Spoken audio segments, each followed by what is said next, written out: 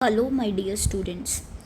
सो ये एक biology class 12th में सीबीएसई प्रीवियस ईयर क्वेश्चन है जो कि इकोसिस्टम से पूछा गया है। पहला क्वेश्चन ये है कि coral reef can be regarded as an ecosystem, कि हम कोरल रीफ्स को इकोसिस्टम मानते हैं। मेंशन 2 रीजंस, इसके 2 रीजंस बताएं। और दूसरा जो क्वेश्चन है उसमें हमारे पास एनपीपी गिवन है 2000 ग्राम पर metre per year, GPP given है और हमें रेस्पिरेशन लॉस निकालना है, आर निकालना है। तो फर्स्ट क्वेश्चन, अगर कोई भी, जैसे कि कोरल रीफ को हम इकोसिस्टम क्यों बोलते हैं, किसी को भी इकोसिस्टम बोलने के लिए 2 रीज़न होना ज़रूरी है। एक तो क्या है, जो कि इकोसिस्टम है वो सेल्फ रेगुलेटिंग और स्टेबल सिस्टम होता है, ठीक है। क्योंकि कोरल क्या है, a coral is self regulating and stable है, स्टेबल इकोसिस्टम है। इसकी वजह क्या है कि ये इकोसिस्टम है, क्योंकि इसके अंदर बायोटिक कंपोनेंट्स भी हैं।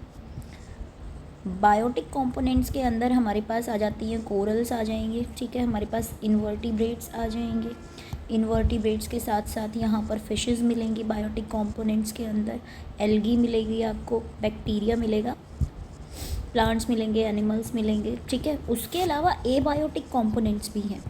एबायोटिक कंपोनेंट्स में आपके पास क्या होगा, एबायोटिक कंपोनेंट्स में आपके पास होगा वाटर, सनलाइट, न्यूट्रिएंट्स, मॉइस्चर, ये सब मिलता है आपको।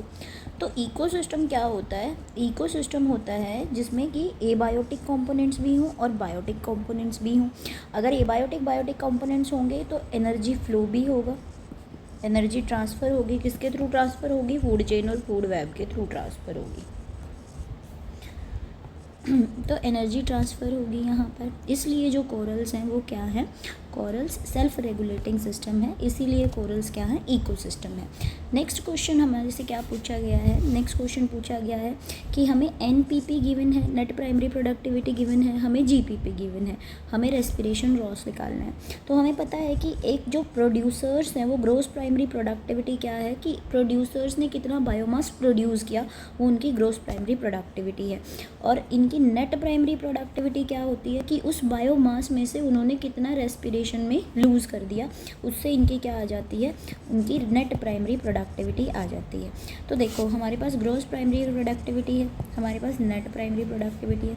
तो रेस्पिरेशन लॉस कैसे निकालेंगे, रेस्पिरेशन लॉस में कितना गया, यानी कि जो हमारी जीपीपी थी उसमें से अगर हम एनपीपी माइनस कर देते हैं तो हमारा रेस्पिरेशन लॉस आ जाएगा।